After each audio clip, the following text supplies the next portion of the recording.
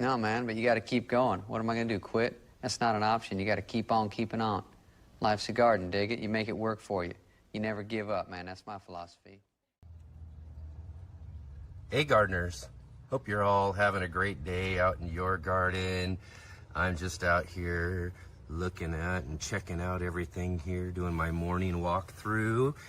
And look what we've got. We've got grapes from our blueberry grape here growing on our back fence line. Oh, it's morning light, can't see it very well. But anyways, looking great here. We've got grapes to look forward to this year. And some of our pumpkins down here. I've got 3 plants right now, but we're only going to actually keep the strongest, best one out of these. We're gonna grow a giant pumpkin for my granddaughter this year. So, I don't know, they're all looking pretty good. I don't know which one to select yet, so we'll have to wait and see there. We've got some more squash, some more tomatoes down there. It's just a hangout day. I think we got Jay or so with us as well too. So, all right, let's get growing.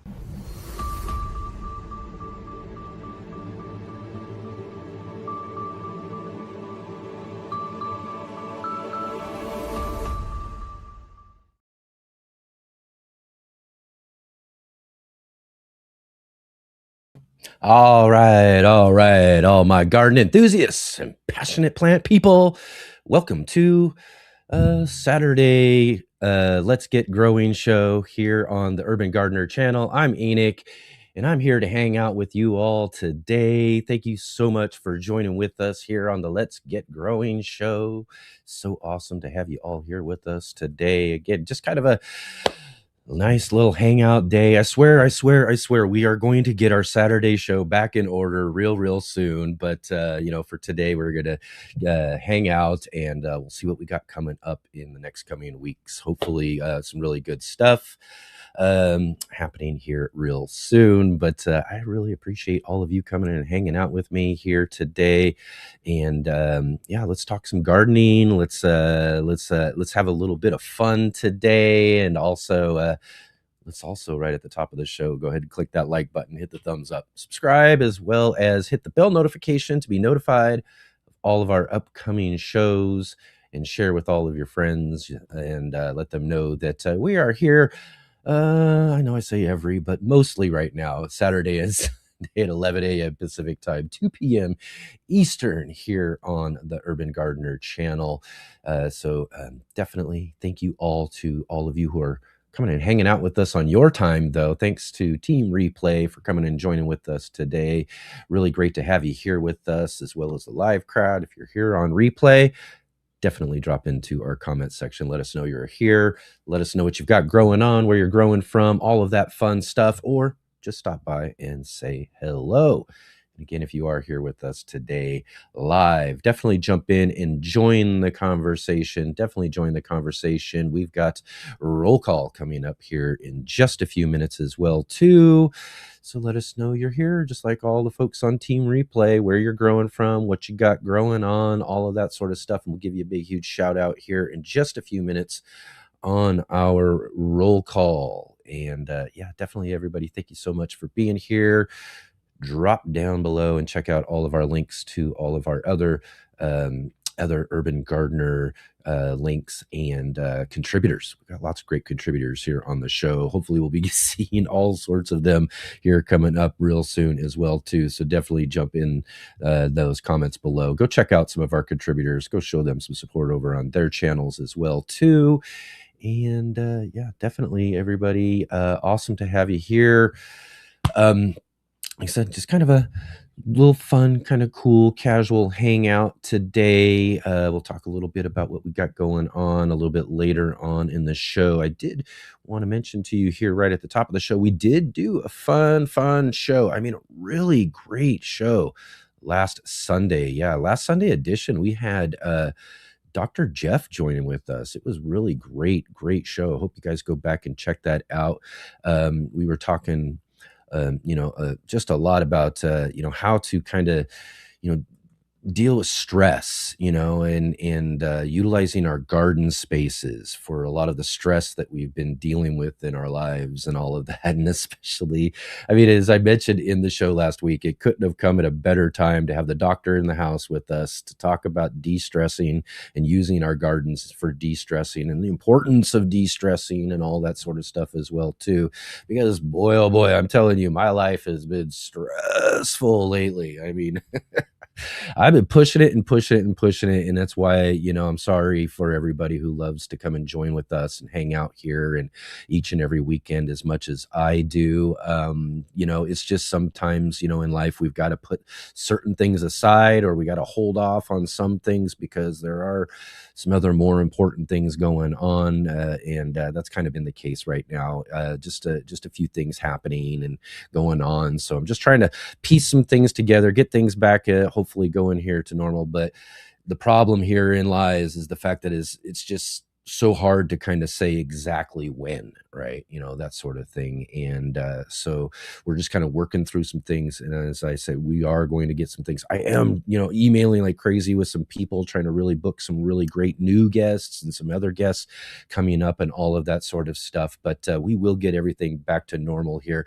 But that's been kind of my stress, is that and things going on in my day-to-day life and all that sort of stuff. There's just so many things, outside of gardening and all of that are just kind of pressuring and working, working against me in a way for the goals I'm trying to attain and everything. But for the most part, things are moving along well. It is stressful. It is tough. I mean, that's why it was great to have Dr. Jeff on last week, was to be able to kind of talk about this sort of stuff. Stress and those sort of things really do happen to us, in all sorts of ways. It's coming at us from all different directions and all that sort of things.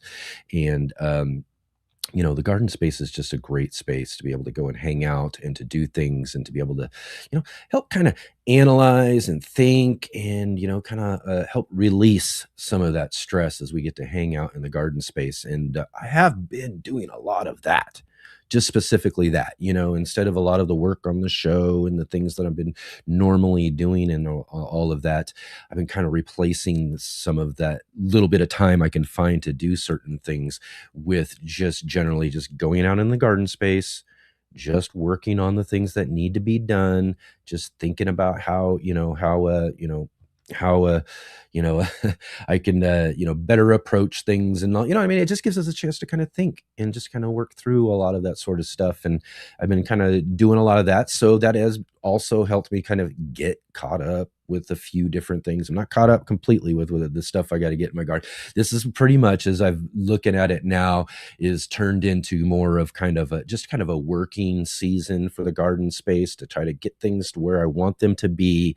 And the real goal here is to be able to get them to where I want them to be and then maintain them throughout this off season this next year as well too, is something I haven't done so well over the last couple of years, and kind of set myself up for a lot of work at the beginning of the season. So that's our goal, so that hopefully going into this next season, we can not be as stressed out about some of the things that we've got to get accomplished in order to get the garden space to the level that we want to see it at. I had and as as they say, all laid good plans out there that we put out and everything. Sometimes, just don't work out the way we want them to. And this is definitely one of those seasons for me. Although similar to last year, kind of have felt similar last year too, but this year I still think I'm getting a lot more in than I did last year. I think there's a lot of other things growing and doing really nicely, better than some things last year. Some things aren't doing as well. We can definitely talk about peppers later on when we're chatting with Jay about, in fact, I didn't mention that. I think we got Jay. I know I did at the beginning on the video, but yeah, we'll have the Jay bot with us just a little bit later, and we'll talk some gardening and all of that. We'll talk about some of the things that are going well, some of the things that aren't going so well, and that sort of stuff out in the garden space. But yeah, that's just kind of the way it works out. We got to do with what we've got. Sometimes life hands us different things and changes our plans and all of that. But going back to the idea of de-stressing and utilizing our garden for those sort of stuff, if we're if we're spending enough time in the garden space and doing all of that, things will work out just fine, I'm pretty sure. So that's really ultimately that sort of thing. And like I was saying too, about trying to keep things maintained through this off season and all of that, because really, and I set myself up with the goals and want to do that anyways, but next year, I mean, and I really didn't think about this too much until over the last couple of weeks, and is that next year, next season for the Urban Gardener channel is going to be our 10th season on YouTube. 10th. And so really, I'm thinking, okay, well, you know what? If things aren't working so well as I was planning for this year, let's do some things. Let's create an incremental plan to really build things up for this next season so we can get things really, really cranking and really rolling really well to have just a really superb 10th growing season here on YouTube for the Urban Gardener channel. So I'm just really kind of excited about that the more I think about it and everything too. So we'll definitely be talking about that as we move towards the end of the season and thinking ahead towards next season and all of that. But yeah, wow, 10 years. I still can't believe that. It's pretty wild that time certainly goes by pretty fast. That's for sure. Talk about time going by. I was just saying, here I got my nice kind of flag hat on today because it's the 250th anniversary of the United States of America. How about that? 250 years. So happy birthday, America. And it's just, so I thought I'd put on my flag hat for the celebration today and really just really kind of fun. Anyways, everybody, thank you so much again for being here. We've got a lot to talk about, lots of gardening stuff to get into. Like I said, we've got the J-Bot coming up here in just a few minutes and all of that as well too. But yeah, another thing, we've got like a little surprise, I suppose, coming up here in just a little bit as well too. But I can't wait. We'll show that to you here in just a minute. But let's go ahead and jump in here real quick and see who we all got with us today. I know it's kind of a we haven't done a few shows and all of that sort of stuff, so we got to kind of gear up to getting everybody back in here, right? But let's do a little bit of roll call today. My name is Kevin. Yeah. That is my name. Yeah. They call me Kevin. Yeah. Because that's my name. Roll call. All right, roll call time. This is the part of the show where we give all of you out here hanging out with us and joining with us live today. Big, huge shout out here for being here with us today. So really great. Like I said, it's always great to have you all here with us today. And right at the top of roll call, let's go ahead and give a big old shout out to, yes, the J-Bot, who's in here every week in our chat. Helping us facilitate such a wonderful chat, giving us awesome information, links, and all of that sort of stuff. We'll chat with J-Bot coming up here in just a minute, joining us from Midwestern Ontario, Canada, in the lee of Lake Huron. Right on, right on, right on. Yes, yes. Oh, and she did mention that we have a couple little surprises for you today. Nice little one coming up here in just a minute as well, too. And I see we got our other good friend, Adam Burley, joining with us as well, too. Yep, he's just right up the road from me here in Southern Oregon, right up there in Central Point. Yeah, right on, Adam. Thanks for hanging out with us. Hope everything's growing out in your garden really well and awesome and all of that. And and and he says, so far I have my tomatoes, peppers, and a few summer squashes in. Hopefully I'll be getting my corn and beans in tomorrow. Awesome. Excellent. Corn and beans. Yeah, I went over the corn we're growing this year. I'm growing over at my friend Mike's place. I talk about that every now and then. My friend has a couple of really cool, like 20 by 40 foot plots we put into his front and side yard. Kind of, he has a corner house. So it's just kind of right on the corner there. We got these really cool garden plots, and we're only using one of them for the summer season this year, but I just went out this last week and planted out all of the corn for that plot. And he just called me up yesterday and he says, yeah, they're popping up right now. So excellent to see the corn and beans. Beans are kind of like, I think this is, if anything, or out of this growing season, beans are kind of like the kind of focus, I would say. We've got lots of different kinds of beans and stuff like that too. Can't wait for things. And another thing I'll just mention too on that note is that I do kind of have a plan to do, because I'm not doing too many videos right now, but I do plan on doing kind of like a couple of little summer and fall garden tour type of ideas that I'm going to do.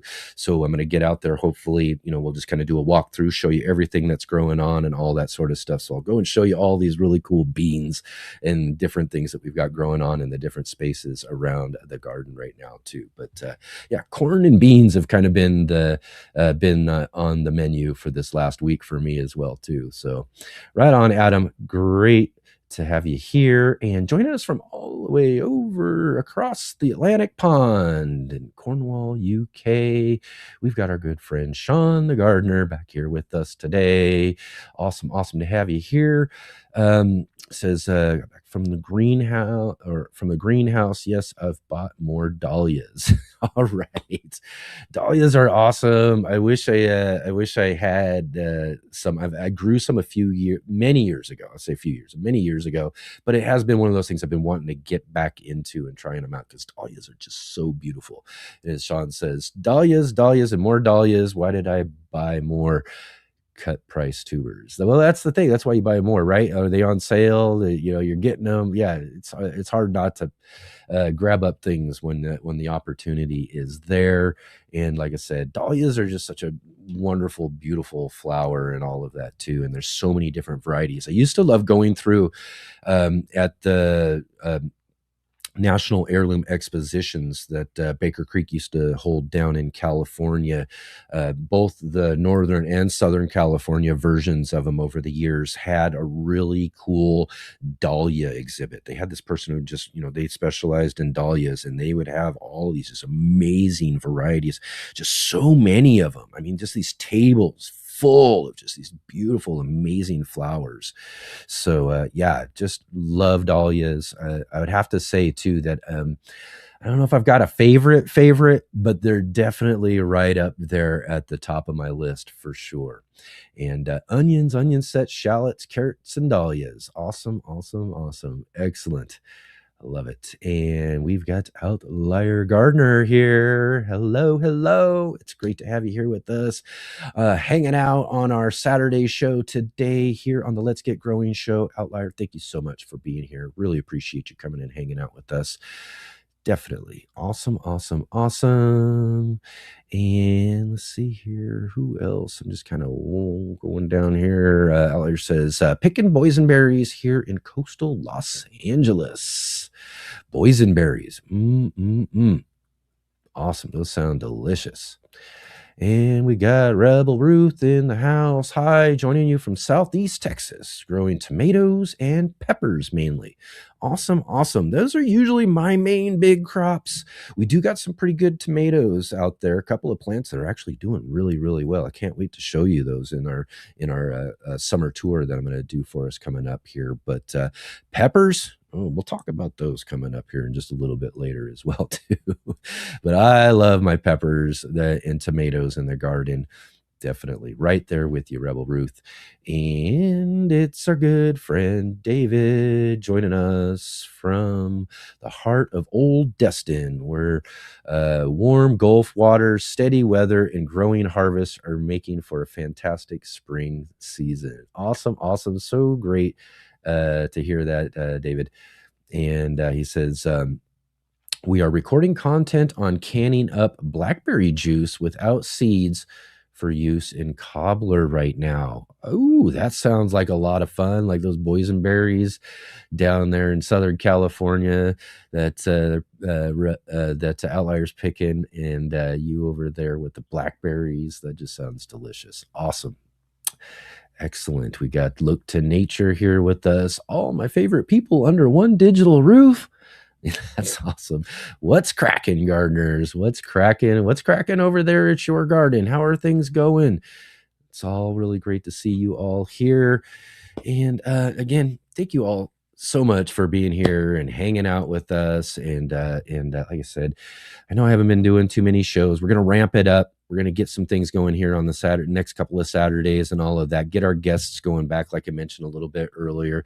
I am working on some really cool new guests, some ideas, and some things, trying to get back on track with all the show stuff that we need to be doing. We just kind of call it our little late spring, early summer break, if you will. That's kind of what I've been kind of thinking of it as, just a little bit of time, take a little break here as the season's kind of, hitting its height towards summertime. And then we're going to just really kind of get into the swing of things as we head through summer and towards fall and all of that as well too. But excellent to have you all here. And again, too, I mentioned just a little bit ago, just a little bit of a surprise for you all today. We call it a surprise. It is a little bit of a surprise for the show, anyways. If you want to talk about the show, when it comes down to it, we've got our great and we just really, really amazing sponsor for us, our promotional sponsor, Ivy Organics. Charles and the Malky family over there who run Ivy Organics, just a really great company, really awesome sponsors. To me, just a really great friend, person who helped me out a lot when I was first getting my channel started out and everything as well. Just really awesome to have them a part of our show each and every week. But over the last couple of years now, or a couple of seasons on our show here, we've been, and it's kind of the thing when you've got a little ads just kind of are kind of very, that we running the same ad. Well, guess what? Our good friend Charles and the Ivy Organic team has put together a new little ad for us. So let's go ahead and check out our new Ivy Organics whitewash ad, and we'll be right back here in a minute. Hello, Let's Get Growing Live gardening community. I'm Charles Malky, biologist and co-founder of Ivy Organic brand products. Ivy Organic is based on whitewashing, a time-tested way to protect plants from summer sunburn, winter sun scald, pests, transplant shock, and environmental stresses. Unlike latex or tar-based products that crack, peel, and leave residue on your soil indefinitely, Ivy Organic is truly organic and a healthier alternative. It dries on porous, allowing plants to breathe and heal naturally without rotting. Also ideal for protecting your pruning and grafting wounds. Available in white for maximum reflection or natural tones like brown, green, gray, and grayish. Ivy Organic protects while blending beautifully with your landscape. Choose from the whitewash oil-free formula or the 3-in-1 plant guard made with natural oils to help repel insects and rodents. Protect your plants the smart, organic way with Ivy Organic. Learn more at ivyorganics.com, and wishing you all happy gardening. All right. It has kind of a little sharp end to it. We're going to fix that up for our regular breaks and all of that. But what a nice little background scenery and all of that there too. But definitely everybody go and check out ivyorganics.com, ivyorganics.com, and go get some of that whitewash 3-in-1 plant guard. They got fertilizers, some few other things there as well, some live plants, and that you can order there over at ivyorganics.com. Use our promo code GROW10, GROW10. Get 10% off of everything that you shop for there over at Ivy Organics. Again, just a really wonderful, awesome family-run company there, and really great sponsor for our show. All right. Excellent. Moving on here today here on the show. We've got another great special, I don't know, we'll call it a surprise. I don't know. But we got our good friend, the J-Bot, joining with us today.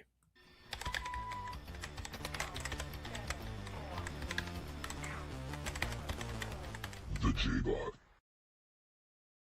And all right, let's welcome to the show our good friend and facilitator, It's Jay Dixon, all the way from Midwestern here, Ontario, right? The lee of Yes. Lake Huron. Yes. There we go. I got it. How are we doing, Jay? How's it going? Good. Getting better and better. I was Absolutely. Great to see that wonderful smile on your face. I was starting to have a little bit of some health issues that were slightly interfering with the joy and fun of gardening, and can't have that. So I was trying to straighten it up, especially where I am.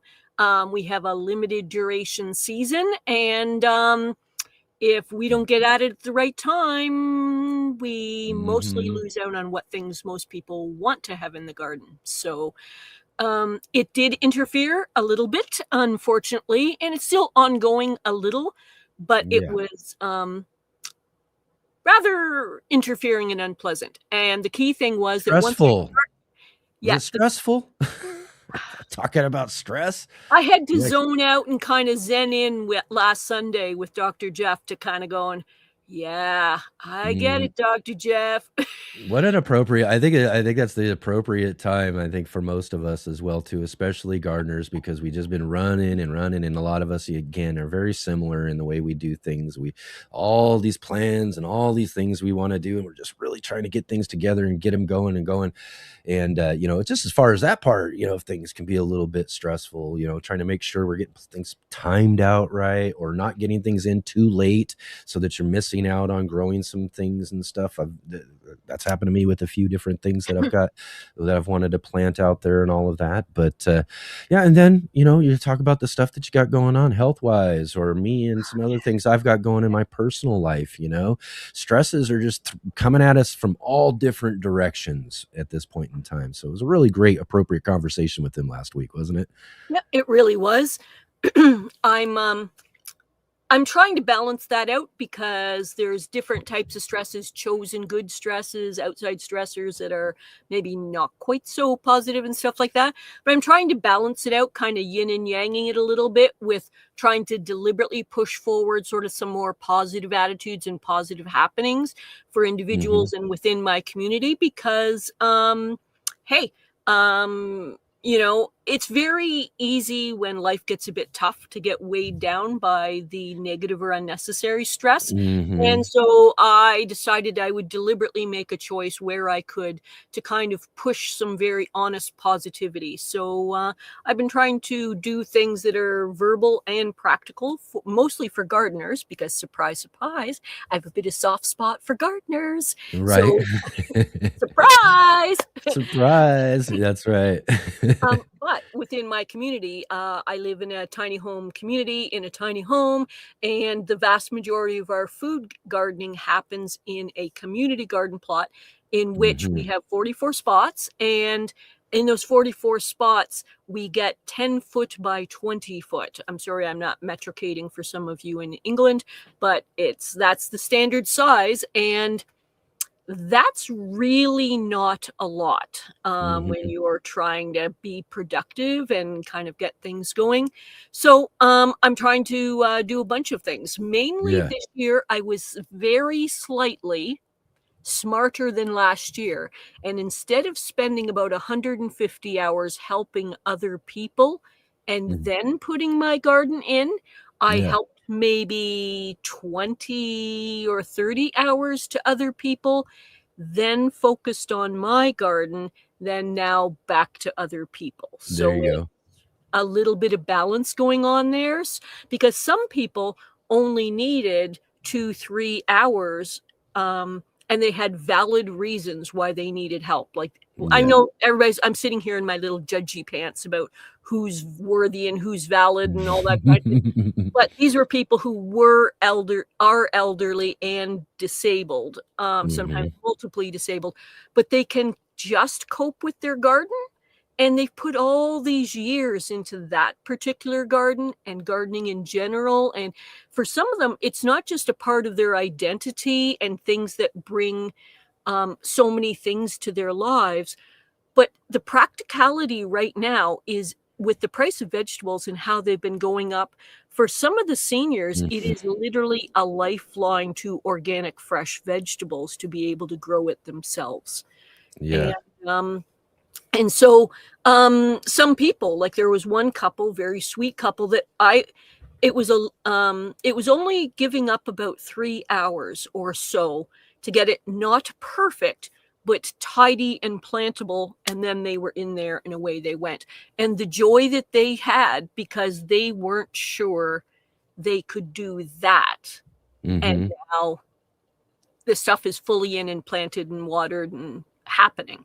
So yeah, it brings me forward. It brings me, happiness to be moving gardeners forward in different ways. And last year, my kindness kind of overtook my good sense. And I did not ration my kindness, considering I'm disabled and getting older. Is I helped significantly, meaning not just watering a couple of times, but significantly with 14 of the 44 garden plots. Yeah. And some of the 14, I'm back in my judgy pants again, need to sit down and really think about if gardening is for them. Oh boy, do I love gardening and gardeners, but it's not necessarily the hobby for every person in every lifestyle. Sometimes it's just other things that bring greater meaning to their lives. And sometimes you have to come to that reckoning about what is worth your time and energy. And as gardeners, sometimes we have to kind of slightly push it aside or make adaptations or whatever, because gardening still means a lot, but life just kind of crowds up on you. Back to the idea of some of the stress things that Dr. Jeff was talking about last Sunday. But the key thing is that gardeners generally want to go back to that when life is reasonable. But in our garden plots, there were some people that year upon year, it never became a priority. And I went and had a sweet and nice talk to several of them this year and said, I'm getting old, I'm getting disabled. It's been a few years of me helping you a lot. And I think you need to decide if this garden means enough to you to fully take it on yourself or get somebody else to help you besides me. Oh, but you're always helpful. Well, one person is you just got used to that helpfulness and and the other stuff was more of a priority. One thing I do want to say though on those terms as well too, because again, we all, especially garden folks who are out here, showing, teaching, encouraging, and doing all those sort of things for gardeners is, we have this philosophy that everyone has the ability to garden. There's a green thumb inside of every one of us. It may be hiding really deep down in there or something like that. We all have the ability to garden and grow. So I always tell anybody, doesn't matter who you are. Oh yeah, you can definitely grow a garden. You just got to be able to apply and take the time and do all that sort of stuff. But I think you make a really great point that even though everyone can garden, even if you don't think you can, you might not, you might not, because again, as you said, maybe some other things in your life are a higher priority and those sort of things to where you don't have the time to be able to dedicate to the things that are going to need to be done in taking care of and maintaining a garden. Well, we have a smaller audience today, so I'm going to let you guys in on a little bit of a secret. I like this one out there. Ready for this? Yes. Yes. I love that comment in there. That's perfect. Fabulous. And here's another interesting comment kind of related to that.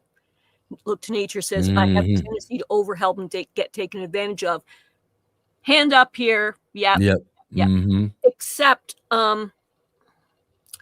back to what we were saying a couple of minutes ago, is my body and my health won't allow me to overhelp in that same way.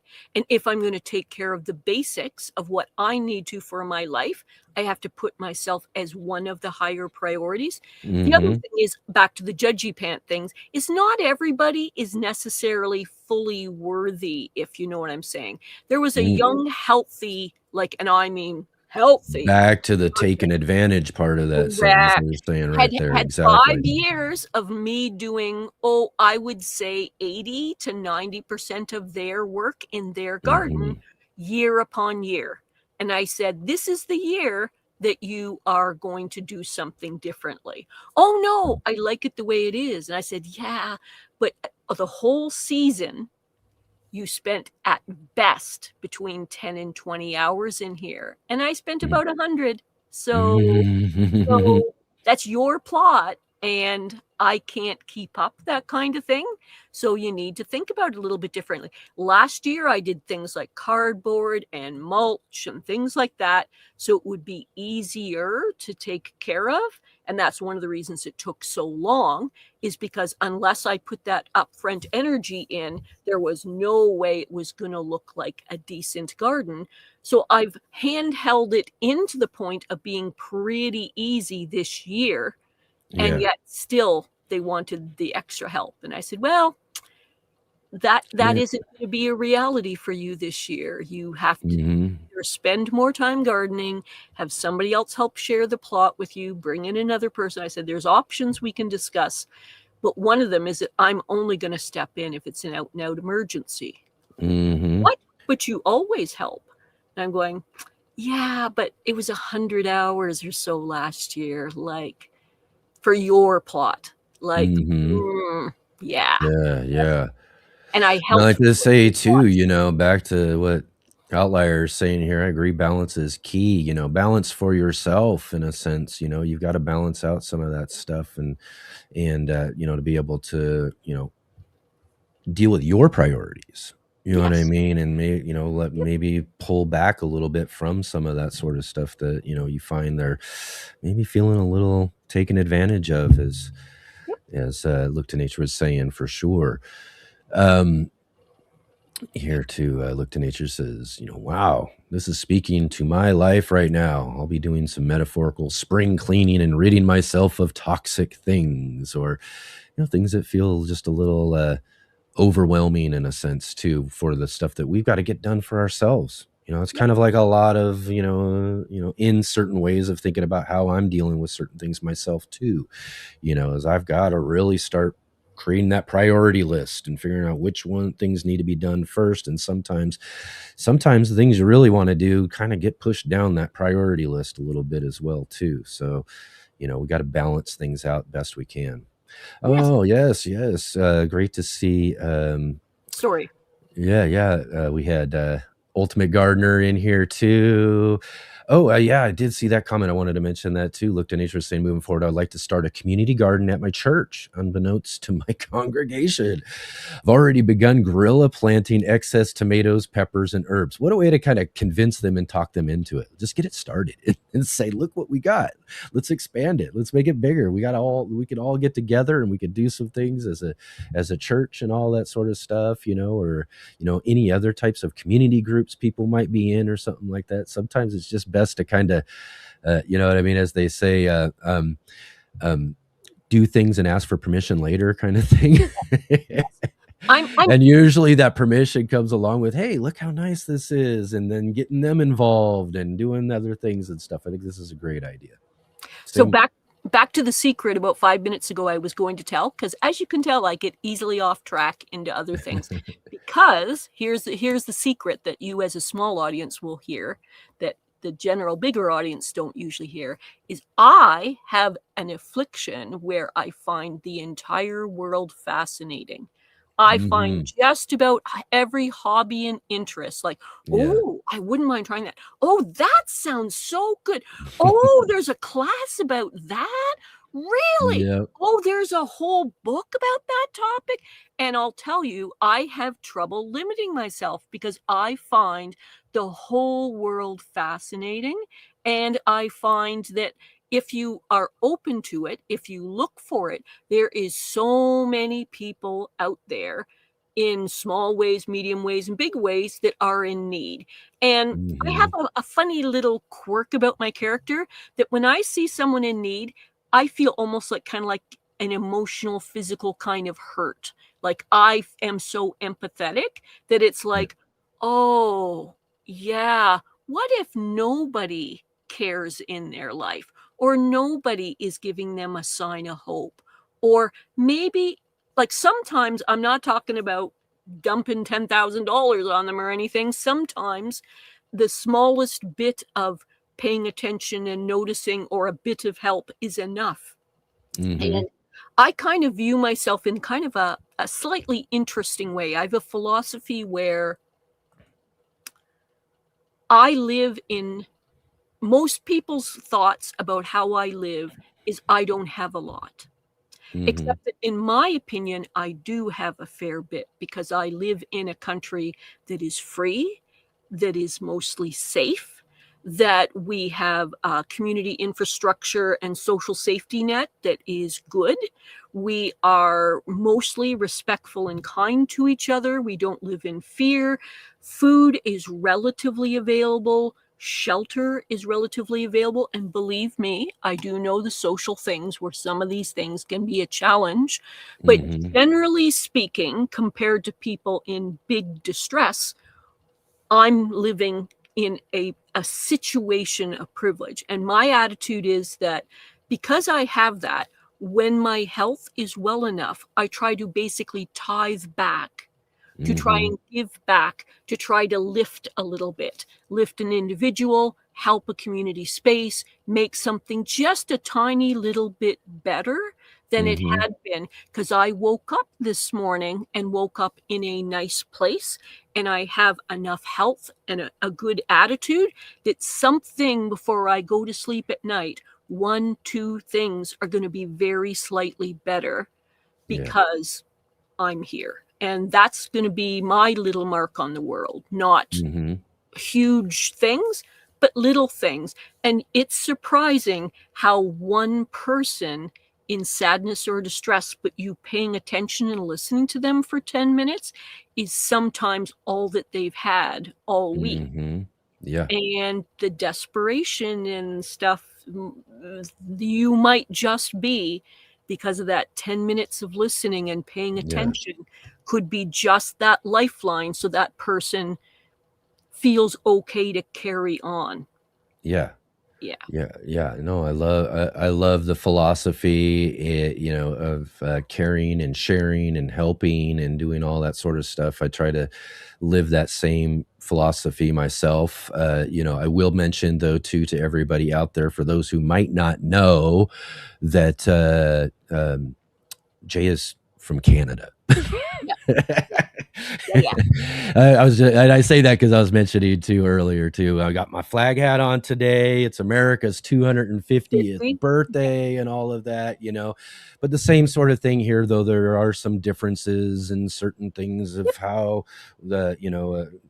certain things you described there and everything. But it's the same thing.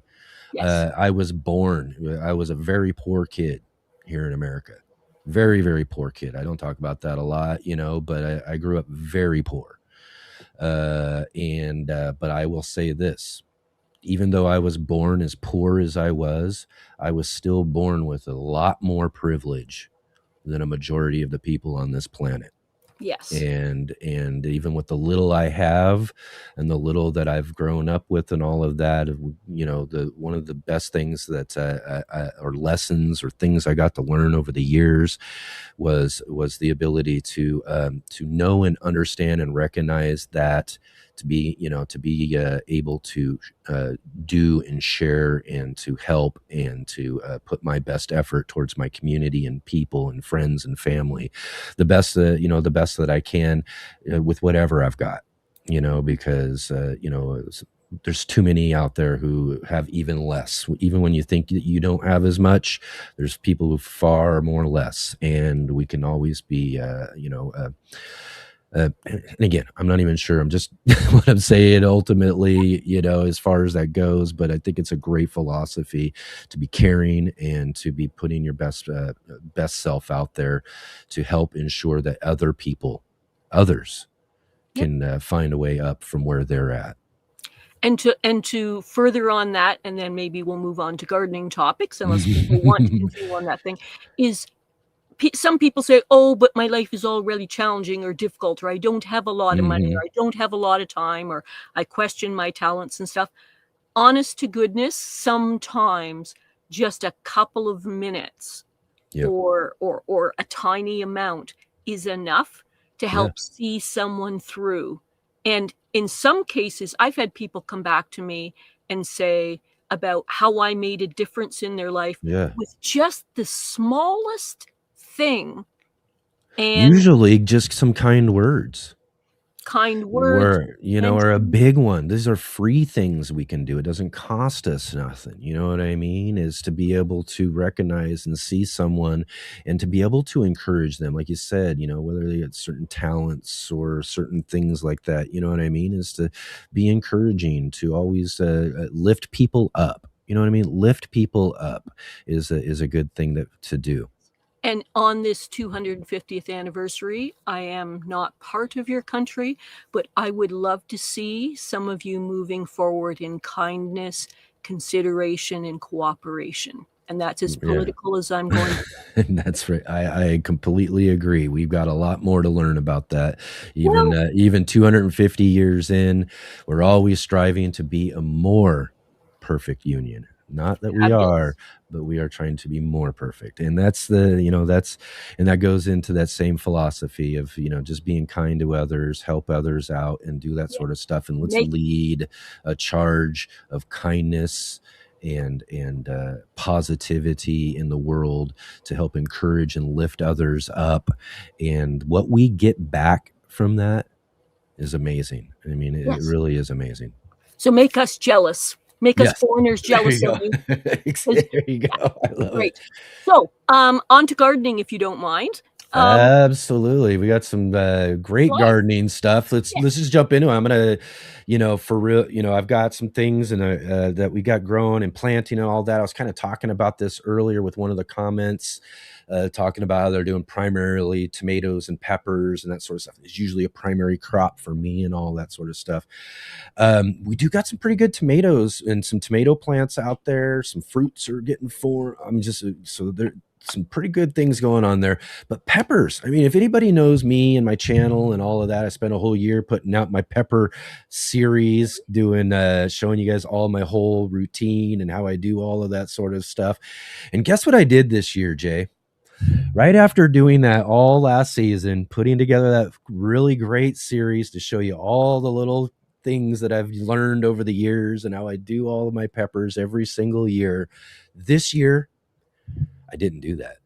Okay. I didn't even follow my own, you know, playlist basically as we put it together last year, you know, and I did things just a little differently. I had an idea, you know, for one, it was a part of like kind of prioritization, kind of a little bit of anticipation of what the season was going to look like and what I wanted to try to do as far as goals and stuff like that. But even in I deprioritize them probably a little bit more than I should have, and that's probably the poorest thing that out there. The thing that's just looks the worst as far as I'm concerned when I go out and do my morning walkthrough or checking out the garden spaces, the pepper plants and stuff, because I'm just like I'm really kind of disappointed in myself this year on the peppers because they usually are my specialty and that sort of thing, but for the most part. I'm pretty sure a lot of the plants are going to grow. We're going to get some good production off a few of them. And hopefully the project I'm working on is breeding or down breeding a certain type of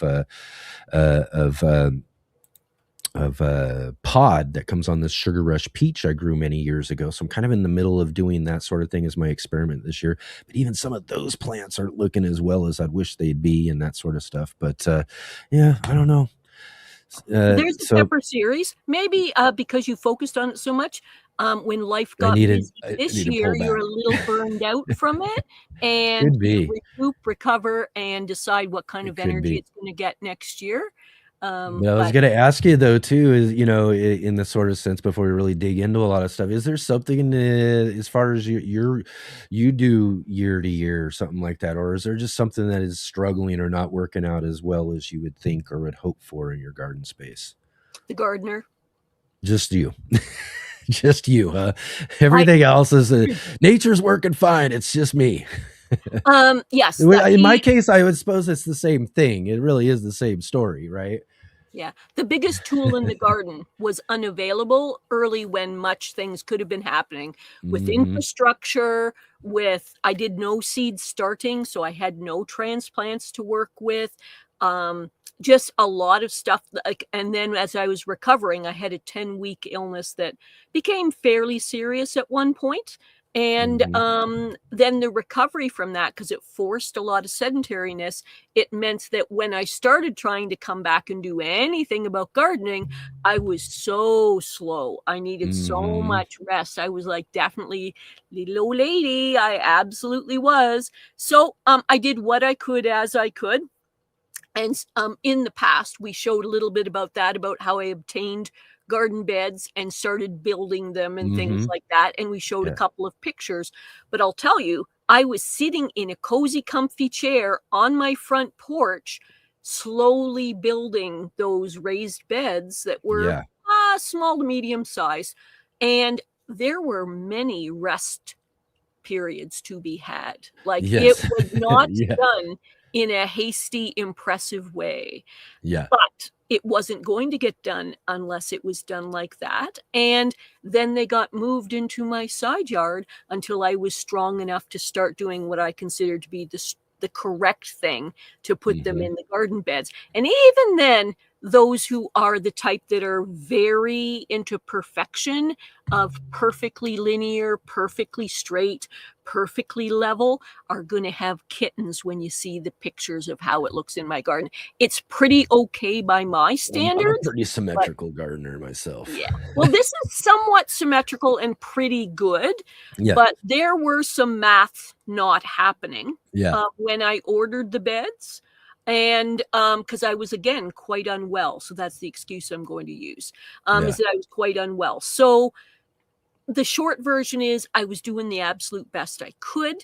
My garden bed is not perfect by anybody's measure. However, it is better than it has been for years. And I've kind of future-proofed it so that it will be easier to tend, easier to improve on. It's going to be less bending, less work, become more elderly and disabled. So essentially, I invested money that I don't usually put into it, but also time to try to future-proof my garden. And in our little tiny village here, in which people who, even non-gardeners or people who are currently not gardening in there, frequently just kind of pass through, because we're in a little village with a few things happening here, but it's not a lot of big city kind of things going on. So people go for walks, they go for bike rides, they go for dog walks and stuff, and just walk the village. And one of the things they do is they go through the community gardens just to kind of see what's going on. And I might bring into this some of the negative aspects of that, but the positive aspects is that as people are walking through, the way I've built what I've affectionately refer to as the friendly fortress of my 10 by 20 foot plot, the way that I've gradually improved it over the years. This year, I've invested more money into it than I normally do to essentially future-proof it at least a decade, but probably 15 to 20 years, which should see me through to the end of my gardening. Yeah. And it's eye-catching. To people who are conventional gardeners, and by conventional I mean clear the lot, rototiller it up, plain soil, thin rows with big spaces of soil in between. We still have a fair bit of that going on here in that mindset, but gradually, year upon year, I'm trying to encourage people and have them think just a little bit differently about gardening. Stuff that is old school to most of you. You'll be like, yeah, of course you did that. Yeah, I'm going to do that myself in a couple years. Or I've already been doing that for a decade. Why are you bringing that up? Most of the stuff I've done, nobody else in the garden was doing. And it kind of ruffles a few feathers that I'm not doing the conventional thing. And it's, again, I'm not building rockets here, you know? No. We're just growing food and plants, man. It's not. Yeah, but the techniques and the things I'm gradually using is starting to influence others There you What? go. There you go.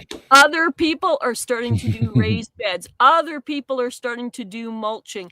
Other people are starting to do more compact and intense type gardening. Other people are considering things like how to do less weeding, less watering, how to grow more vertically to get more into the Yeah. space. And they're asking me intelligently and repeatedly about how I try to donate to others, about how that might happen.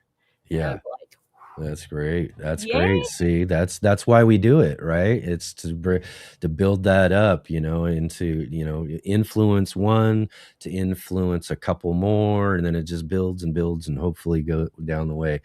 I want to put up this. You mentioned a word earlier. It just okay. again, we're out of maybe not on topic exactly, but somewhat. We could turn it into gardening here, as Outlier says. You mentioned a word I never heard before. Did you say like metricating or when you were? What was that Oh, word yes. you used? Is that what was that right? Yeah. Metricating? Yeah, I don't Or- think it's a real word. One of the I have many aspects of myself that's a bit color outside the right. lines to people's I like delight it though. I was like, I and think that should be a word. If it's not a word, I think it's a consternation. word. You know So what I mean? Outlier, Someone who doesn't normally use American measuring I say American though, or whatever we got. I don't know, what do they call it? imperial. Imperial measurements, saying, oh, metricating. We got to metricate those. I love that. I think it should be a Well, word. actually, it's a real word and it is Ah, correctly applied. So, perfect. There you metricating go. You is the must have process. heard it somewhere and it just, Yep. yeah. Metricating is the process of converting a measuring system or device from non-metric to metric units. And Yes. there in our comments, Outlier has done it for me. Yes. Woohoo! 10 feet by 20. Yes, perfect. Yes. Exactly. Teamwork makes the dream work. That word stuck in my head there for a minute, and then I saw that comment, and I was like, "Oh, we got to talk about that." But anyways, that's so great. There's multiple things about myself that slightly color outside the lines, and I live in a fairly conservative, fairly rural area, fairly traditional thinking, and I am in my life have done some of that, but mostly fairly outside that. So some of my ideas and concepts are a little edgy for some people. It's all meant in kindness, it's all meant in support, but not, yep, see, there we go. Sean the Gardener. I was making raised beds from 1984 onwards. I wanted to back when Mel Bartholomew was coming out with Mm-hmm. Square Foot Gardening. It was Yeah. the first garden book I bought brand new. I still remember it from back then. And it's still, I consider it to be a very influential publication. Now, Mm-hmm. mentioning that publication, I don't necessarily 100% agree with every aspect of how it's done. Oh And yeah. the main issues that I have with it as someone who's low income is they are very heavily focusing on materials to put in it that are all, how do I put this, must be purchased and must be Mm-hmm. purchased away. And I would rather, a lot of my efforts go towards making gardening accessible and available to everyone. Because my goodness, if there isn't some people who could use fresh organic food, it's people who are low income. And Yeah. so I want to make as few barriers as possible. If I have anything useful or inspirational or educational towards helping anybody garden, but I have a Yeah. special emphasis towards that group. So as an example, in my garden, someone was talking to me about how my garden looked and stuff. And I said, and we'll show some pictures shortly, but it took 20 years for me to eventually get it to that level. And what I love about it is almost everything until recently with these new raised purchased beds was all upcycled, all scavenged stuff. It was all things that people were tearing down decks and sheds and stuff. And I would Mm-hmm. rock on up and go, hi. You see all the stuff that you have to haul away and pay good money for at the dump? Would you mind if I kind of scavenged through here like Trash Panda and found what was useful? and I swear to you, I will leave it tidier than it was. Is there anything I shouldn't touch or that you don't want? And believe me, I will leave it nice. And the vast majority of everything from my garden, both metal and wood, are salvaged. And that makes it, you can see sometimes with some of the gardeners who ask me about that want to do similar things. In a way, the relief on their face. I go, yeah, I spent about $10 on this. Mm-hmm. Yeah. What? Mm-hmm. Yeah, about 10. So, give or take, Yeah, yeah. Gardening doesn't have to be all the expensive and stuff. I think it's something that kind of a lot of folks who are just getting into it, wanting to garden, they start to see all these things and, in a way that makes them think that they need these things or they need a lot of this extra stuff, and a lot of the way, a lot of things are put out there and a lot of, and that's why in some senses in my channel and what I've done over the years, I've really tried to focus on those things. I mean, our biggest video or our biggest piece of our garden is our water wicking earth buckets. You know what I mean? And our videos. I have a video that shows 75 cents, you know what I mean, a piece. You can make these for 75 cents a piece and have a 5-gallon size container that can grow a lot of different things out in your garden space for those who have small spaces and that sort of thing. You don't need these big old things that cost all this bunch of money. You can do a lot of different things, recycling, reusing, repurposing, doing a lot of different things that can bring down the expenses of gardening so much to make it far more practical to those who are just wanting to get out and grow some food. Yeah. Yes. I like this comment here real quick. Sean the Gardener says, oh, go ahead. I was going to say, Sean has this one. I love the old gardeners. My influences back then were growers with flat caps and cigarettes. I said, well, I got the flat caps, but I got rid of the cigarettes a couple of years before I even started my gardening channel and all of that sort of stuff. But one aspect of that comment, I'm glad I don't have anymore, but I'll keep the flat caps. So. Yes. So I'm just putting up those links to those earth buckets because they really are a very practical way to grow. And I am working on getting extra buckets to replicate that, I hope, next year. That's not going to be a reality for me this year, but there's a couple of videos here and I'm just grabbing those now. And I guess the thing is, another thing, I'm just going to go slightly into some negative stuff, is that lately I've noticed a fair bit of discussion going on in the media where they try to push the idea that gardening can be expensive.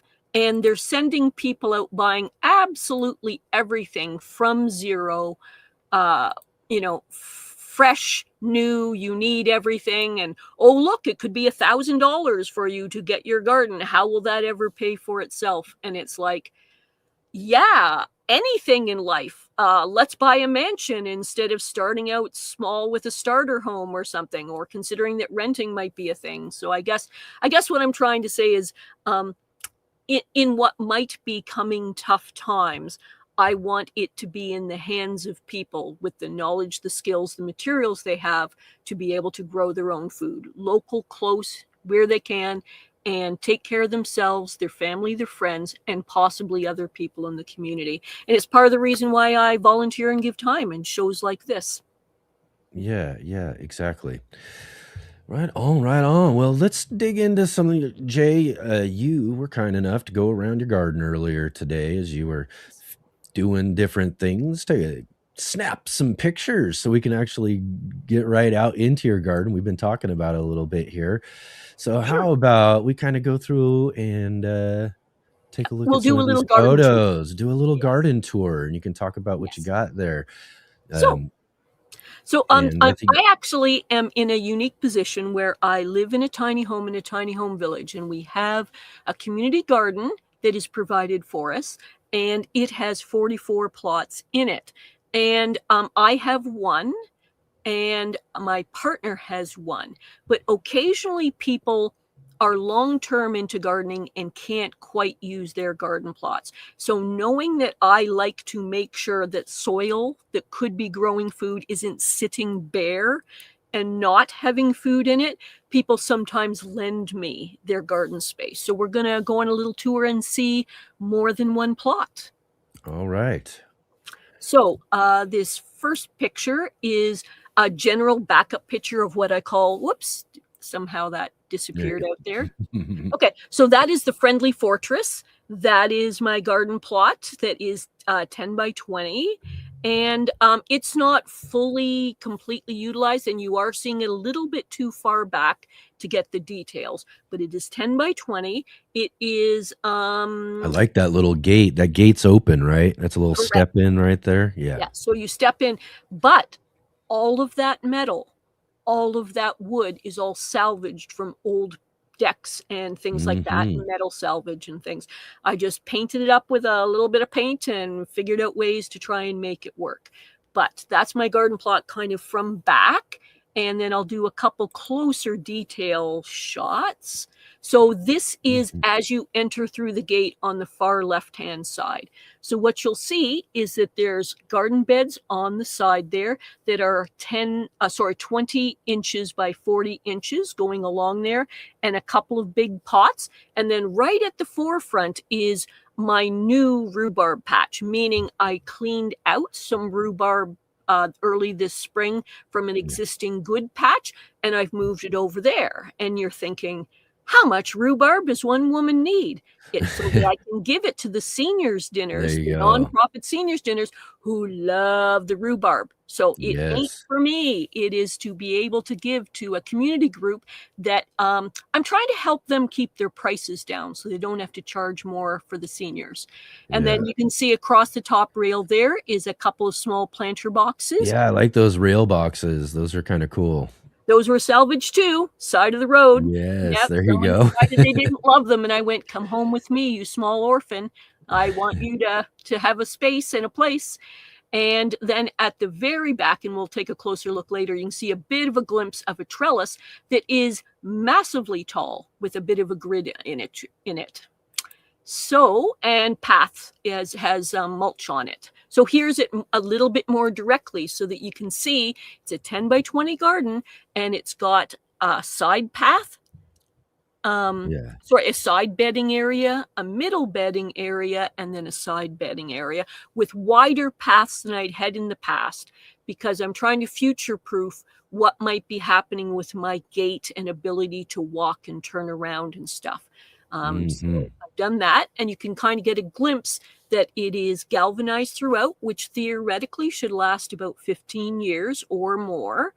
At the very forefront, you will see a bit more of the really large rhubarb patch, and then a little bit of a wooden bed that's kind of like the leftover from before that may end up getting replaced with a metal one eventually, but it was solid enough that I just kind of stuck it in there and put some small stuff in there. And then you can see the majesty of the big full mesh at the back, which is, I actually measured it at one point, but I don't remember now, but I believe it's approximately 10 feet tall.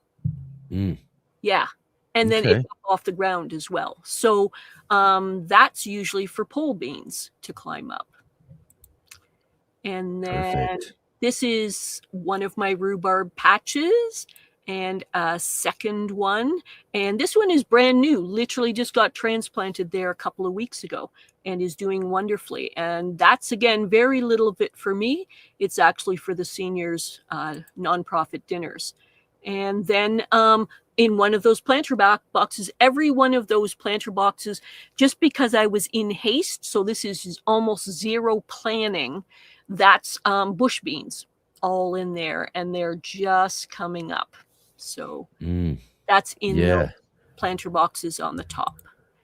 And this is in the center garden bed, and that is almost entirely cabbage. The types of cabbage going. And they're about to get covered. Why? Well, has anyone grown brassicas at this time of year before? Yeah. So you need to cover them for the pests. And so this will be the last time you'll see them without a nice little mesh coat on them.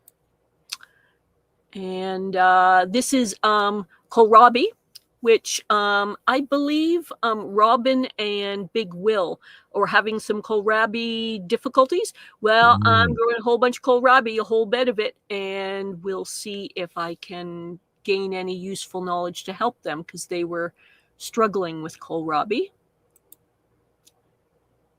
And again, this is actually all different types of kale that I had never grown before. So the middle ones are lactantia or something like that. And then there's a leafy red Russian off to the right. And then again, just a little bit more brassicas to the left. That's going to be Brussels sprouts growing in there.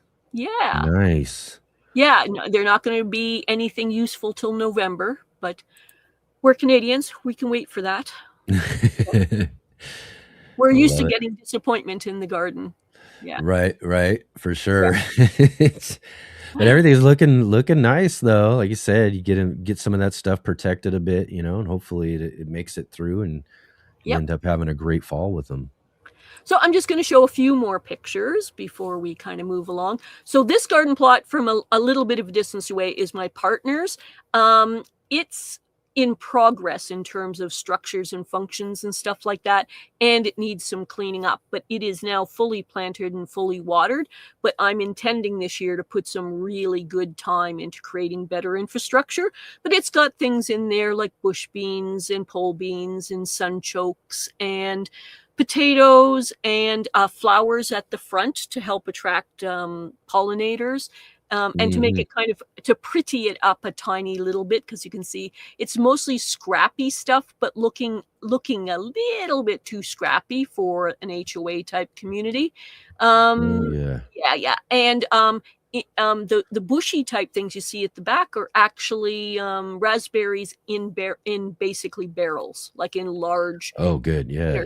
Because otherwise they get pretty out of control. So they'll get out. Yeah, raspberries love to run. Yes, and then just a bunch of other bits and pieces. Because I'm just going to close this for a second, and then we'll look at the last few pictures. I'll admit to all of you, yet another little bit of a thing is I was so unwell that there was virtually zero planning going into the garden of what got planted this year. It was literally just almost like a mantra of seeds and soil, because they're in the package and we're running out of time to get them in the ground and to get to maturity before we get frost here. So I just made so many hasty choices and what I call speed sowing, where I literally sweep across the soil, scatter 2 or 3 things in there, cover it back up and go, good luck, on to the next, because there was no time for fancy decision making and stuff. Now, having gardened for decades, I did smart things like tall things at the back and somewhat good spacing for the tomatoes in place for supports and stuff. And things that need trellisy things like near where trellises should go. But there wasn't a lot of advanced thinking or planning going on. It was just get it in there. Put it here, put it there. Maybe this is the only spot this can go. Let's do it, and just get them in. Just get them in. Yep. And then I'm just going to show another garden. This is for someone who can't garden there this season. So from this angle, it's just more or less hardware cloth wrapped around with a couple of pole supports. So not the most secure in terms of keeping out our little rabbit friends, but it is, I'm good. But most of these things are rabbit resistant, that they're not likely to go in and chew. And I have little small sub cages that I can kind of put around them to potentially help with that. And you'll notice there's a raised bed in there, which you're seeing a little corner of there as well. That's because these people are multiply disabled. So I spent a fair bit of time hugelkulturing, adapted hugelkulturing, and building and putting that raised bed in for them to kind of future-proof so that it will be easy and accessible for them in the future.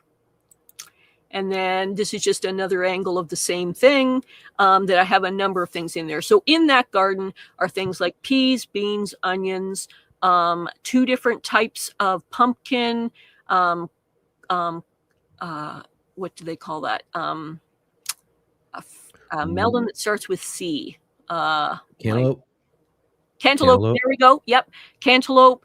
An unknown squash, because somebody gifted me 2 flats of plants just this week.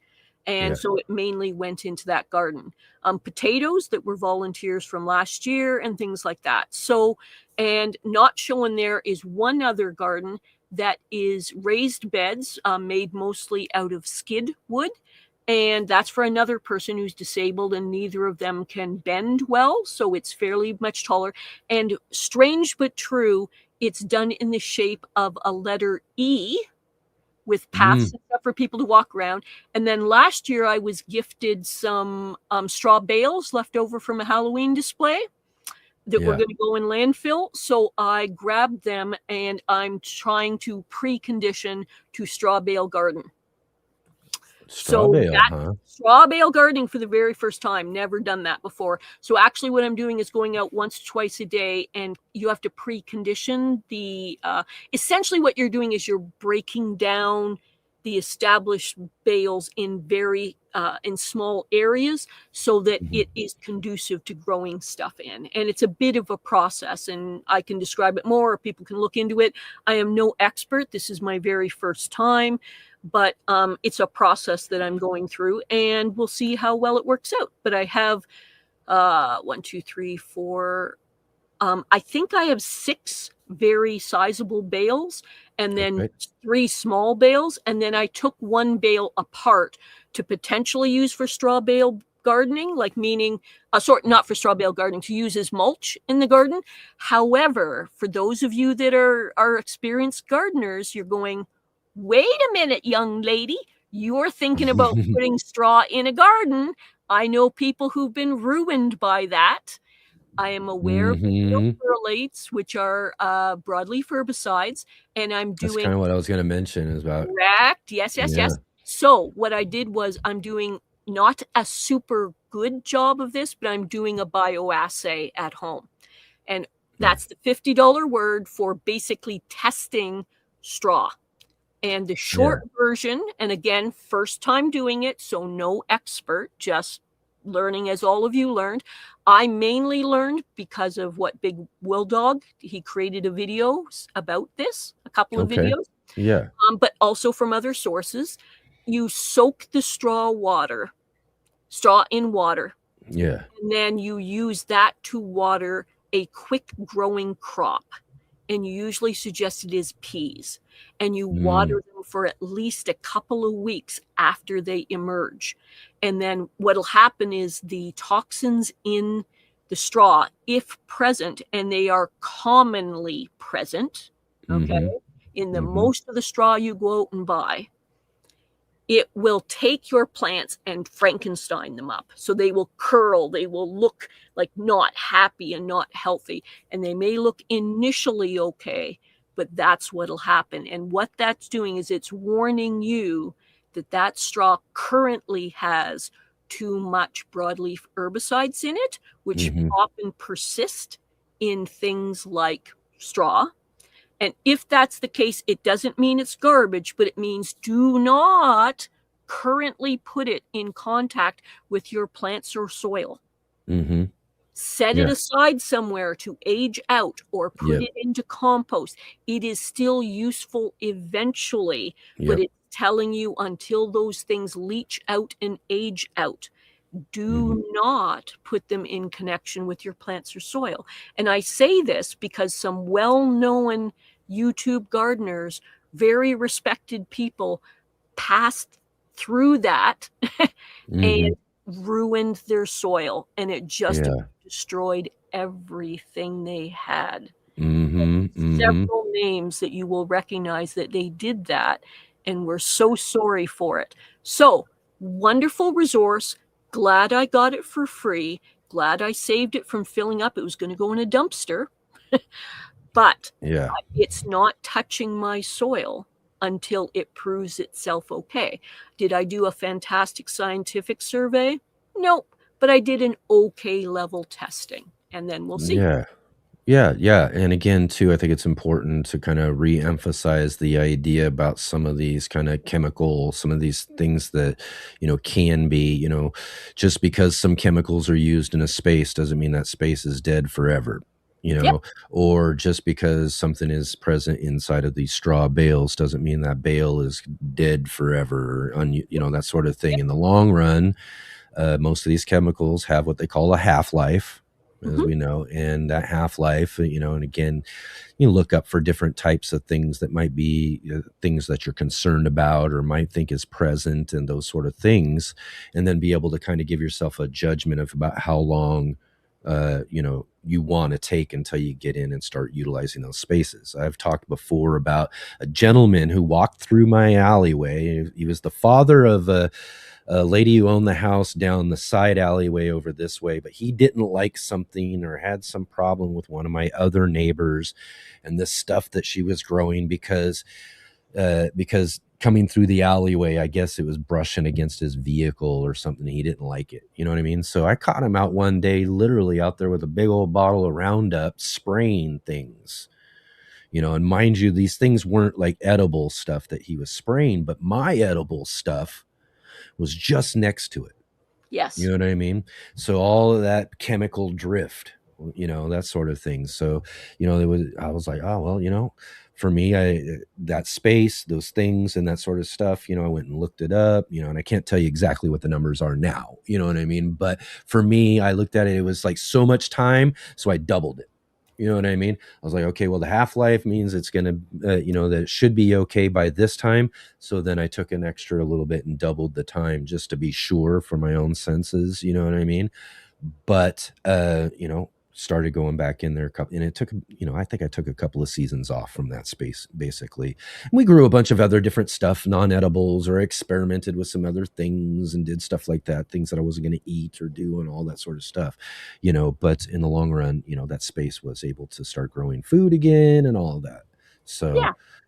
Well, that's the thing about being in a public space. You meet your full breadth of society, and not everything is sweet and wonderful in my community regarding gardens and all that kind of thing. But generally speaking, I'm trying to be using what influence or energy I have to try to make it a little bit better for an individual or for the area. And I do different things inside and outside the community. And it's nice to see over the years having a little bit of influence in that direction, that more people are starting to use my techniques and ask good questions and help each other and that kind of thing. There was a question in here a minute ago about bioassay, and I've answered that there in the chat of exactly what bioassay is. yeah, exactly. And let's see here too. Oh, I see. We got Serena in the house. Nice to see you. Let's see here. She asked a question. What do I need to know about transplanting sweet crimson watermelon plants? This is my first time growing them. I have 2 plants. I bought at a farmer's market, and they Whoa. are a yard long. Wow. A yard long yard already? So she's got like a start that's already really trailing out already? Wow, that seems way overgrown. Yikes. Yeah, I'd be worried about the size of container it's in, right? Yeah. Yeah. Um, But the root space definitely needs some space. It might be stunted a bit by being in such a, being able to grow so much inside, and again, maybe it's a big pot. Maybe you got a big one or something like that, and maybe it'll be a little bit better off. But the smaller the pot is, the more constrained that root system's been, and it really just needs some space. And space is Yeah. another clue I would key too. Don't go pop that in there amongst other things that you want to grow and have growing around and everything too, because that watermelon's going to want to take up a good chunk of space. So I'm you just want to gonna make give sure some that. so I'm And just what gonna do give you some got to say? Yeah, I've got some general advice about watermelons. Mhm. Because they're part of the cucurbit family, they are very sensitive to the roots being disturbed. Mhm. So Some people never do transplants for anything from the cucurbit family. They rather plant them Direct direct seed. the seeds where they want them, so those seeds won't be disturbed. So those Hmm. roots won't be disturbed, so the seeds go directly where they are. Plus, most of the people in that, most of the animals, most of the plants in that family grow relatively quickly. So for the setback you will get with the transplant, often planting direct the seeds where you want them works out to be kind of like an even race, if you know what I mean, about which is Yeah. going to come out faster. Yep. So there's that. The other thing is, because that plant is so big, that is big for a transplant. I don't know the size of the pot, but we'll just assume regular pot size, like regular. Like a 4-inch, maybe. You know what I Yeah, mean? yeah, at the best, at the biggest, At the usually. best. Yep. That it's likely those roots are going to be very bound up together, and roots for that watermelon do not like to be disturbed.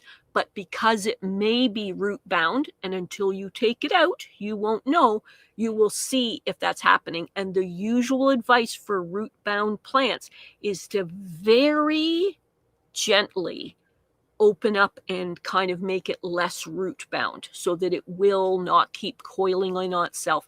But Hmm. now you're dealing with a delicate plant that's overgrown, most likely, for what it should be, Yep. and has been root bound and doesn't like its roots done. So gentle, gentle, gentle, prying it apart, but you Yeah. don't want to have those roots exposed to the air for terribly long as you Hmm. fiddly them in place, because the longer the roots are exposed to the air, the more root damage occurs. So you're in a bit of a delicate situation. In the future, you may consider saving those seeds or obtaining those seeds otherwise and doing direct planting, but you can still plant that thing. Yeah. Gentle out. If it's root bound, gently, gently teasing those roots out. Very, very careful. Get it in the ground relatively quickly. Prepare your site so it's ready, and you're going to sink it down to just like the collar of where the plant starts as an actual plant itself, and no deeper, because it's not like a tomato plant that likes to can be buried deep and benefit from it. You're just going to put it up to the normal ground height for it, and water immediately, not over water, but Hmm. water immediately, because you've basically traumatized that plant in a couple of ways. So it needs TLC for a little Hmm. while to kind of make it through. And in fact, if it's a super dry soil or really like outrageously sunny, I would even look at kind of trying to tent it or something so it was not getting blasting heat or full sun, because that would Till be he can get a the chance to one. get those roots to spread out. Yeah. Correct. And the one trauma too many. And if you see They may be sun little loving, flowers, but yeah. yeah, dappled sunlight or shaded sunlight, just Hmm. initially till those roots can establish, because that plant's job now is roots. We're rooting for roots. If it's got any flowers or anything on it, you want to pinch those off right now, because that's taking energy away from root, because for the next 5 days, that's what that plant needs. What I Hmm. do in those situations is I water a minimum of twice a day so that's evenly moist, trying to have those roots spread.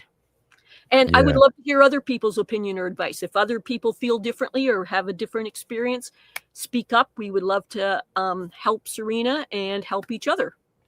Yeah, yeah. See, I like what look to nature or look to home nature homestead is saying here. The tease the roots with the water soaking.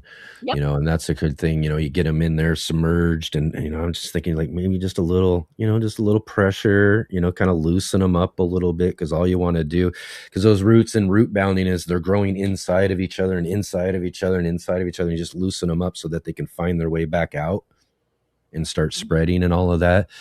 But I think what you said though too about maybe providing some shade and those sort of things is really also important too, because it is just a young baby plant that is now, and it's not going to look like it's growing for a little bit too, because what's going to end up happening is those roots want to spread. They want to find and get established, and they want to get in and figure out their space before it's going to really start putting energy up top.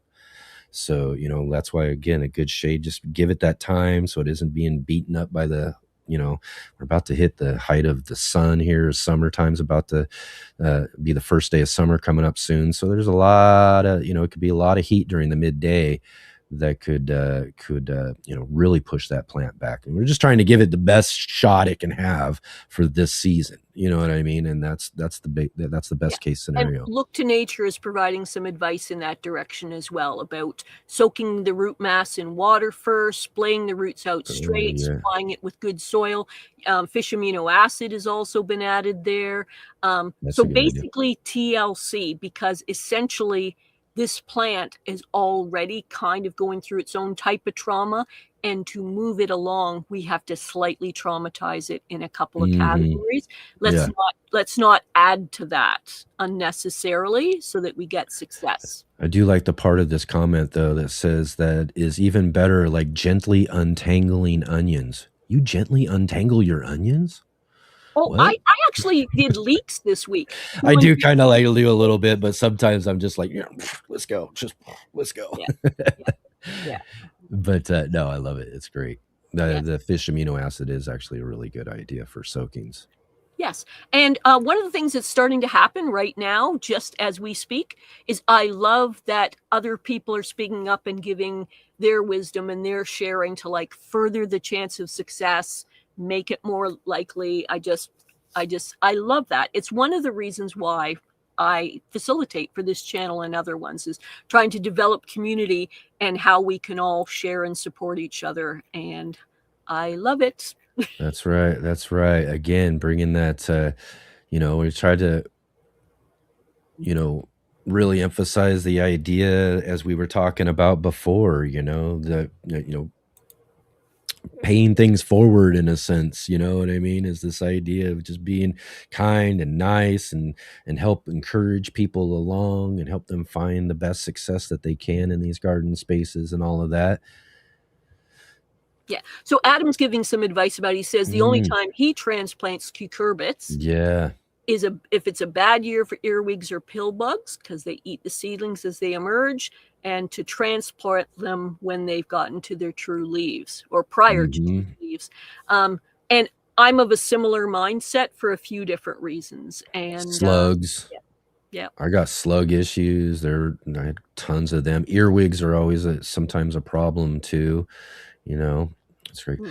In fact, I should mention too, speaking of earwigs a little bit, we had on the show Mike from You Bet Your Garden a few weeks back, or a couple months back, and all of that. And he was talking about retirement and all of that sort of stuff. But he's actually he's putting a new show out, and I need to find out. And I'm going to try to get a link and figure that out as well too. But his very first show was talking about earwigs and how for years and years he was teaching people about how, earwigs are just not really, they're kind of harmless, you know, blah, blah, blah, blah. Right. And it really is a thought. And I've read, I've read other people in blogs and things about that, you know, for some areas, maybe in some places, they just don't get into big, heavy populations. So there really aren't as a big of a risk to a lot of things in your garden in some spaces. But man, he was talking about over the years, the mail he's gotten over those comments, or those times that he's talked about earwigs being harmless, and he's had people email him and send him mail about how bad they do and eat up and all that sort of stuff. And had I heard him say that, I probably would have said the same thing, because earwigs tear up and eat up and do tons of stuff around my garden too as well. Yeah. But yeah. I'll have to look into that. He's got his new show coming out, I think, with Gardens Alive, I think. Okay. So if you go to Gardens Alive, I think that's what it is, that he's they're running his new little show through them, I believe. So we'll get some more information on that too, because I really want to help encourage people to get over there and check him out too. Mike's such a great, fun guy. He's a really great, long, storied career in organic gardening. So yeah. Right on. Enoch, I just took a couple of comments out, and I will explain later why. But okay. Yeah, no problem. that happened. Just in case you go, what? Did I just have a thing? What's going on here? I'll explain later why. The key thing is that one of the reasons I put energy into this is I want us to have community here. And as individuals and as a group, I want us to support and help each other, become better gardeners, help each other. And I'm all for positivity and that kind of collegial helping community. And some of those comments weren't really in that keeping. And so I used my little mod status to mall cop my way out of, don't think I want that here. Yeah. Yeah. Yes, absolutely. I think I have an idea anyways, but that's the thing too. That's what we're here for. That's what we're here and what we're about. And we are a community show. The show is about, encouraging and just being a community of helpers and people who can help us help each other to succeed. You know what I mean? I mean, there's a lot of negative things out there, and when it comes down to it, we just we want to keep that sort of stuff a little away from the sort of things that we're doing in this space. So just on a slightly side point, Shawnee was just saying she's popping in. She's got a very, very, very busy day, and she's got multiple things going on for about 4 days now. Yeah.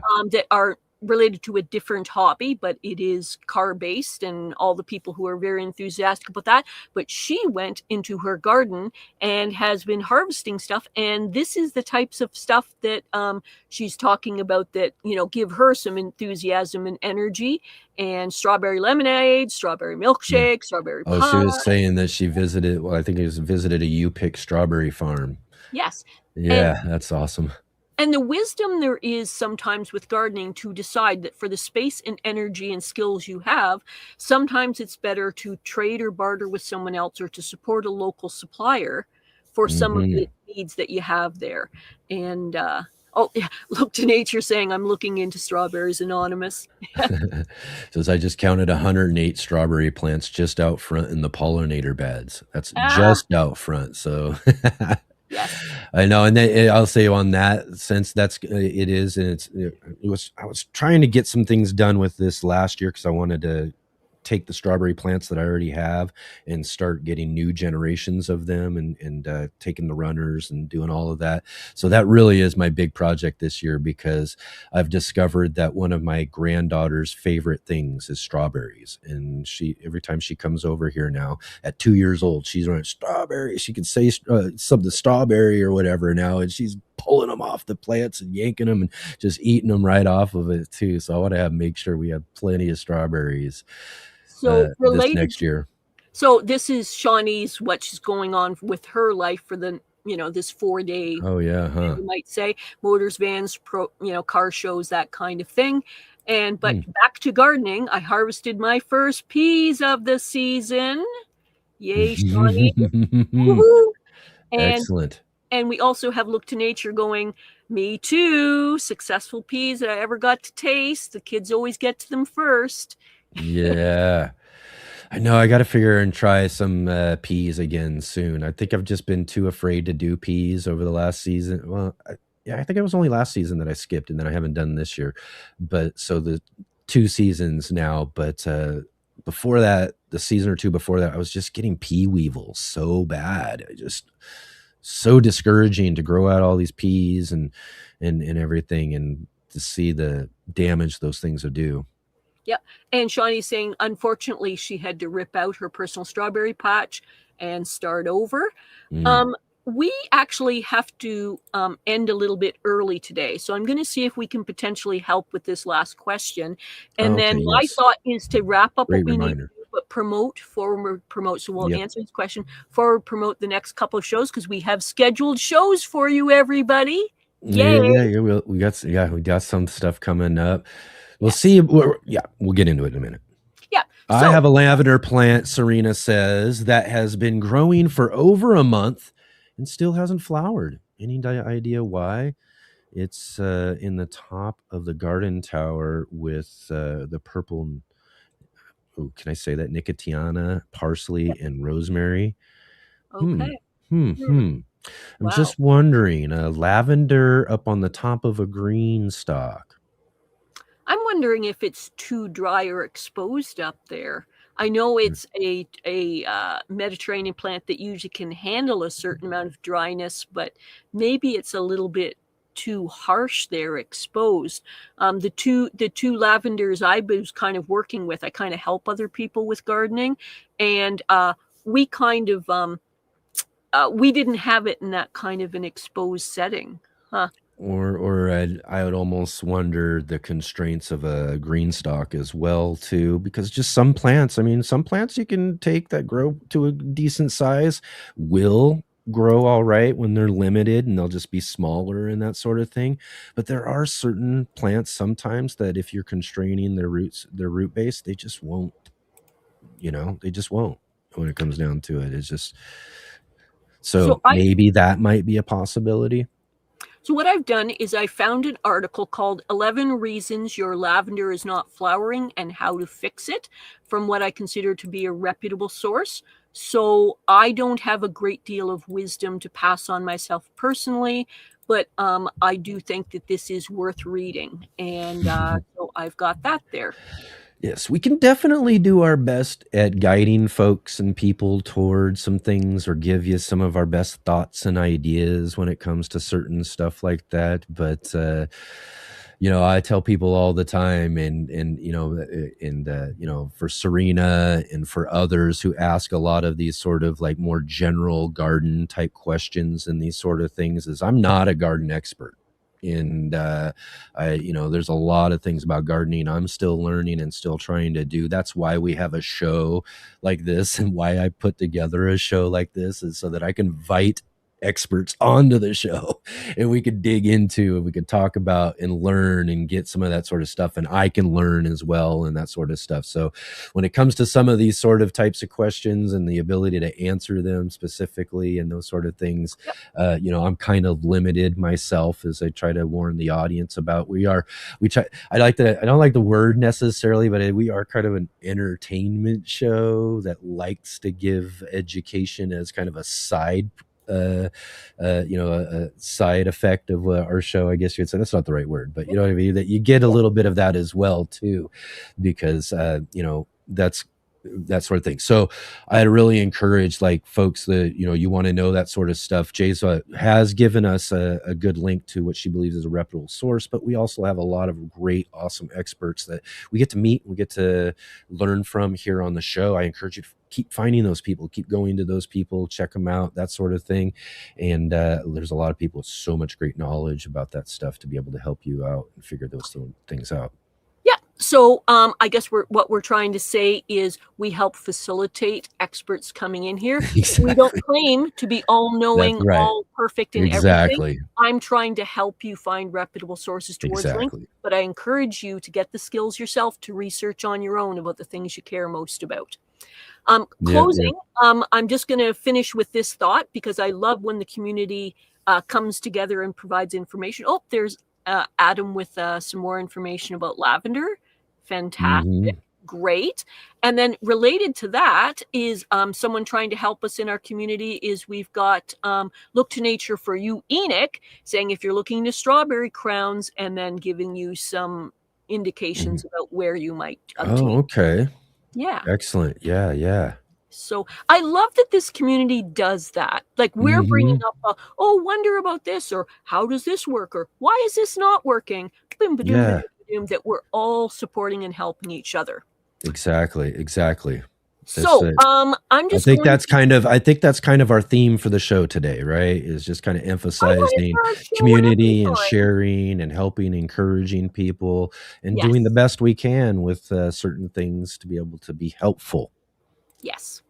So I'm just going to close on that because I like the positivity of that thought.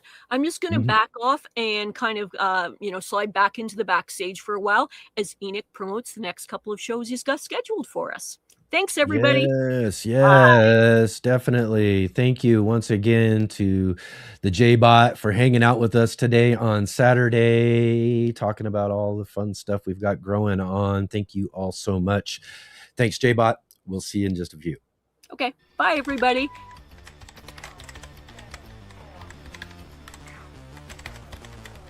The J-Bot. All right, all right. Excellent, excellent. Like saying, I'm just going to be cutting out here just a few minutes shortly. I've got to get running. I got to get doing some things.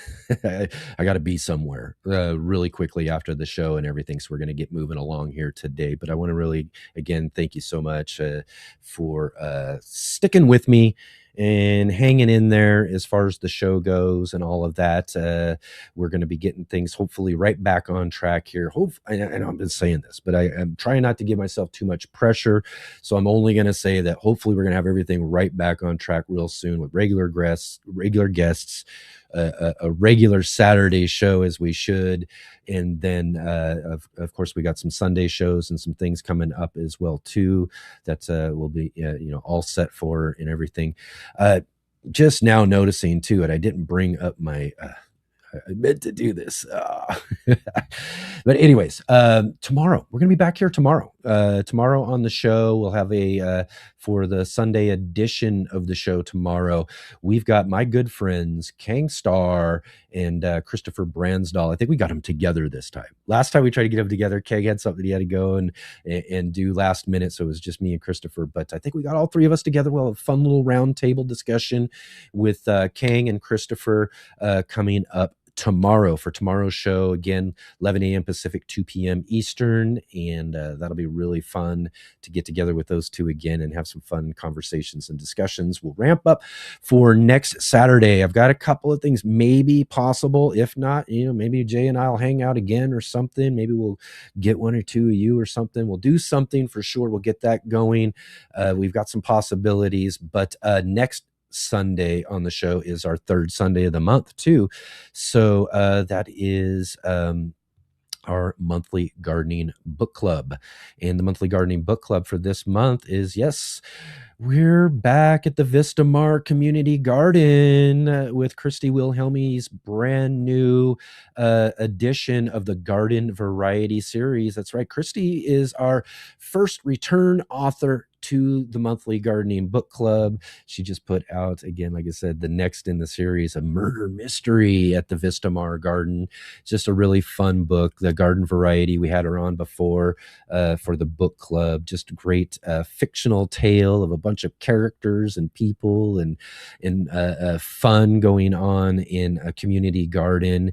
And this one's, revisiting all those characters, meeting some new ones and some different things happening as well, too. So I've been reading on in there, just been really enjoying getting back into that storyline. And it's going to be really fun to have Christy on this next Sunday for the book club. So you'll want to come and join us for that conversation.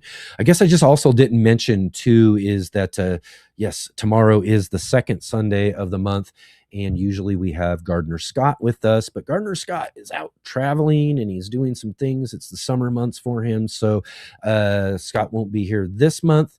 And maybe we'll see about something for a different time or a different type of get together with him maybe next month. But definitely we'll be back to the second Sunday of the month when we get going in August and through the end of the year and all that sort of thing too. So we'll have fun with Christopher and Kang tomorrow. We'll have a great time next weekend as well too. Like I said, before you all head out, let's go ahead and hit that like button.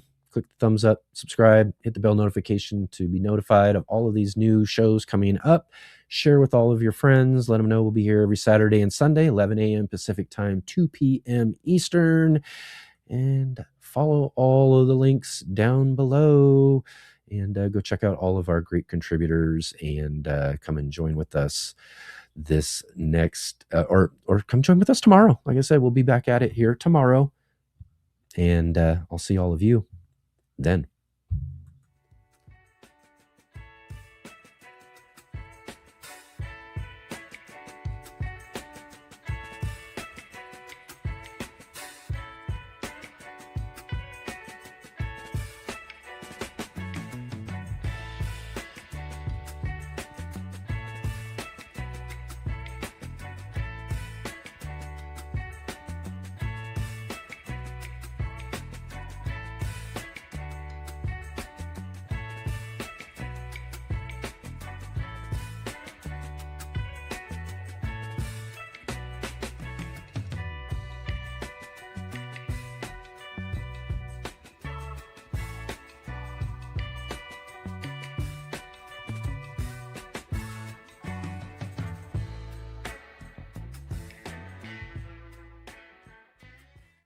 is the ugliest plant in the world, but I love it.